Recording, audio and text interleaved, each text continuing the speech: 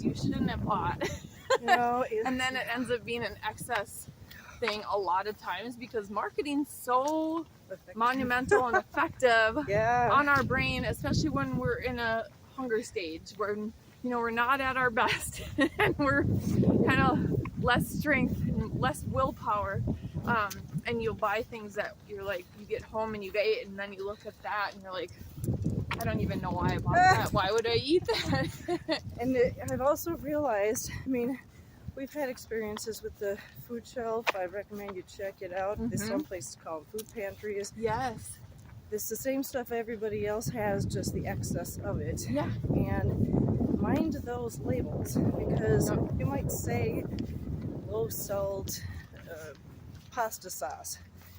Well, then what gives it its flavor if all right, maybe high fructose corn syrup. Guess who took one of those cans home after quickly looking? Oh my God, I was so mad at myself. Yeah, you've got to check all those labels because a lot of times sugar is the first or second ingredient, and you know they're hidden in everything.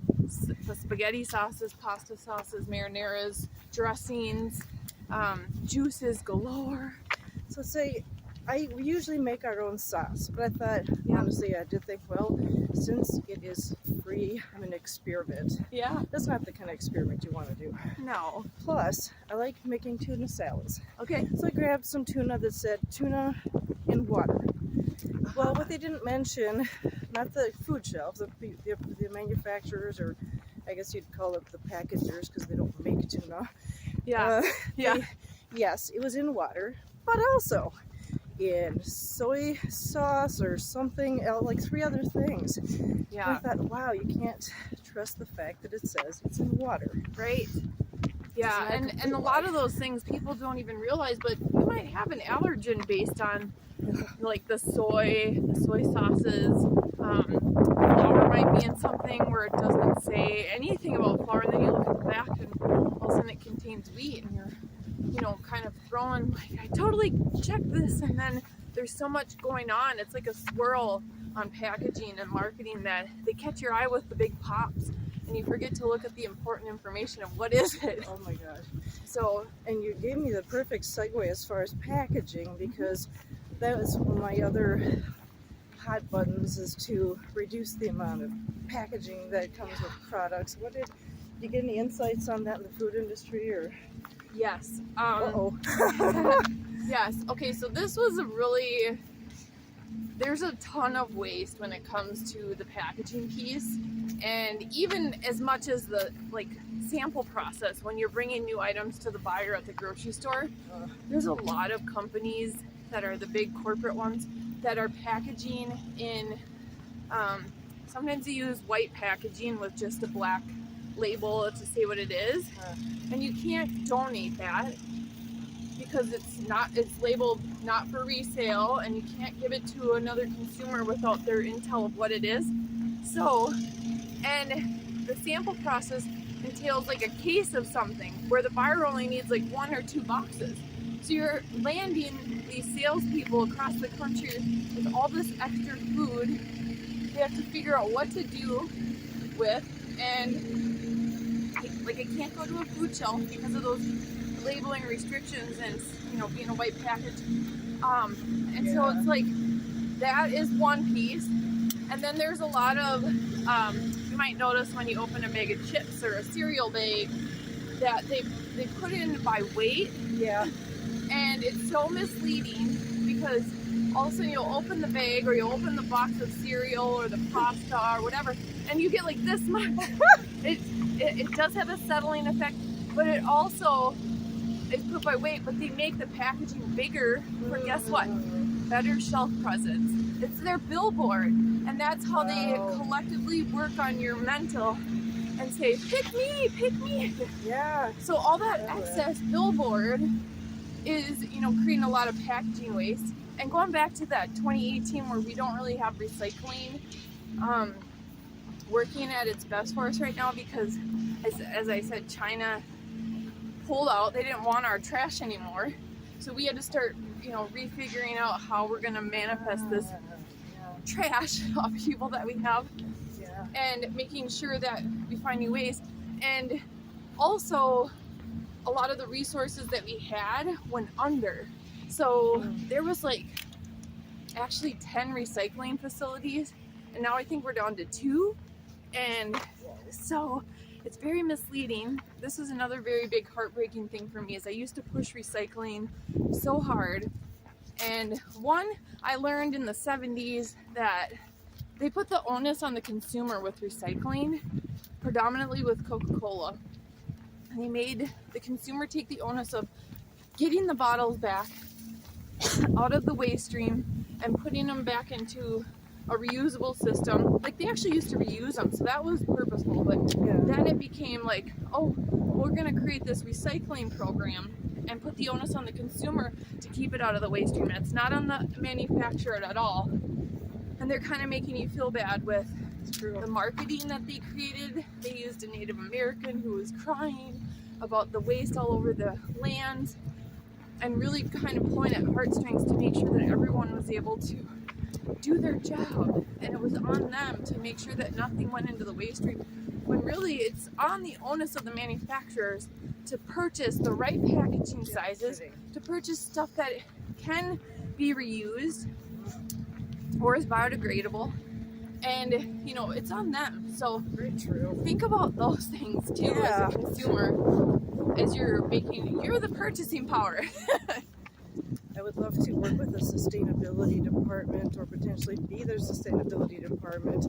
Yeah. Part-time, since I'm a solopreneur. I don't want to, Yeah. I don't know, I shouldn't say I don't want to. Yeah. My The time's not right yet. Exactly. I mean, Yeah. I'm here to market other people's abilities and shine the light on them. Yep. Choose your language. Yeah. And the good thing is, so I was at a big company like 15 years ago. Well, not even that long ago. 2012. So like 11 years ago. And that's the first time like corporate sustainability reports started coming out. Get too long. So the corporate sustainability. Yeah. So like 2011, 2012 is when corporate sustainability reports started kind of popping up and being an important piece. Another marketing concept that was a way for the company to say, hey, consumers, we are doing things that are helping the environment, and you know, we want you to know about it. So What happened in 2012 that would have, do you know? So 2008, we had the crash. Oh yeah. The smartphone was introduced. Yeah. And healthcare was a disaster. And So- when did Enron happen? Uh, The oils. yeah, Enron. Anyway, Yeah. But those 3 components shape-shifted the whole consumer mindset. They became self-aware. They became aware of how to manage their health better. They started caring more about the environment. They understood that there was major impacts of what was happening based on the way that we were living, and manufacturers were, you know, creating a lot of waste and stuff. And so these corporate sustainability reports were a way to put the stamp out and say, hey, we are doing our part, and here's collectively what we're doing. and take a quick look at the lake. Look at that beautiful view. Awesome. No ice yet. Woohoo! So back to the topic. Yeah. So they were feeling more responsible. Yes. And so I helped create that first one at the big corporate company that I was Yeah. at, and I helped you know, move the whole internal company away from styrofoam usage in the cafeteria and at all of the coffee stations. We started using reusable cups. So we invested, all the new employees received these fun little mugs, and that was before the Yetis and the Stanleys and all these, you know, famous water bottles that everyone uses now. But Yeah. you know, these mugs that everyone would just reuse and refill. And I, you know, converted them from single-sided printing and like printing everything to double-sided, and making sure they stopped and thought and used mindfulness to think, do I really need this piece of paper right now? So lots of actionable pieces that went into the 2012 development of the CSRs. But as I said, in a way, it was really, you know, this fundamental shift. CSR. And then it kind of picks up in 2012, and the companies are like, okay, it's time for us to do something again. What did the CSR stand for? Corporate Sustainability Report. And so now they're like at just about every company, that's like a statement you have to make. Ooh. So there are quite a few people now that are in those positions, which is promising. So you can feel good that you don't have to do it right now for your own self, to know that it's being taken care of at a lot of companies. There is a lot of people working on this, so that's a good thing. And I see in some restaurants, I'm thinking, okay, I'm part of St. Louis Park, where I'm at, Yep. and having talked with the solid waste specialist in the city, Katie, I think was still here, Katie, she was mentioning that now it's mandatory for the restaurants to be, I think, zero waste. Not just the restaurants, I guess food-related companies. Yeah, if they produce over a ton per week of food waste, they have to compost. And Hennepin County finally just rolled out the residential requirements as well. And so residents are going to now start adding to their garbage and recycling a compost. So you're going to learn to separate out the compost. So that just means any food you have that's excess, that you would generally throw in the garbage, would now go into a separate receptacle and go to compost. So you'd have 3 different containers to put out. In case you're wondering why we also care about the garbage, because it's not like I live next to a landfill. Yeah. Think methane gas. Yep. That's what the darn food waste is releasing. Mm-hmm. That creates, Yeah. it's called the greenhouse gas effect. Greenhouse gas effect. It's just Creates quite a carbon footprint that makes it harder and harder for us to breathe, for our DNA to produce correctly the way it's supposed to without being altered. Lots of impacts on our health. So it's in our best interest to do our due diligence and take all these habit changes and create a better environment. now with all these environmental topics you thought about. Yeah. If we switch for a second to when you're not hard at work, what do you consider fun to do? Oh, well, always outside. I love being outside in nature, hiking, running. I'm a soccer player. Ooh. I've coached for 27 years, Oh my gosh. 5 different sports. I just love being active and engaged. I love going out with our dogs, and I love traveling. Like, I just love experiencing all the different cultures and all the different cities and the way that people live, and learning from what they're doing and bringing stuff back here. So That's pretty awesome. Hey, what would be the next one on your list? I mean, next place to travel visit? place? Yeah. well, we have some travel coming up to Sioux Falls, South Dakota this weekend for my Cool. son's cross country. And then in December, we're going to Florida for a soccer tournament. Ooh. And in January, I'll be in Vegas with the family and training for Belief Code. So I'm getting another certification in that. And then I am excited to get to Iceland. And I really want to get there and do all the hiking. And there's a cool spot where you can be on 2 continents at once. The continental divide's right there. Yeah. So Well, I get my eyes poked out here. No. yeah, you can actually be on North America on one side and Europe on the other. It's pretty Oh my amazing. goodness. Wow.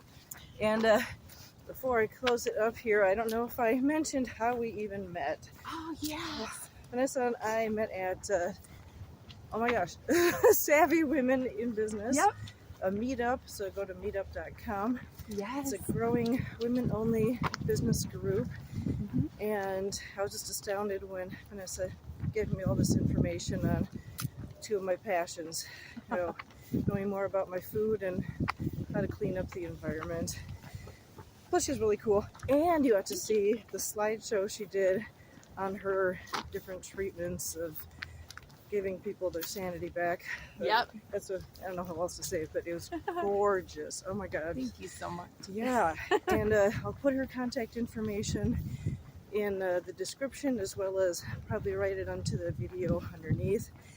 Please, if you do nothing else, then subscribe to the channel and send this to somebody who's trying something more holistic for their health, something not going to standard clinic, just trying something new, okay? And just remember, I'm here to help you market your ideas. The Lady with the Lily channel. Peace out, everybody.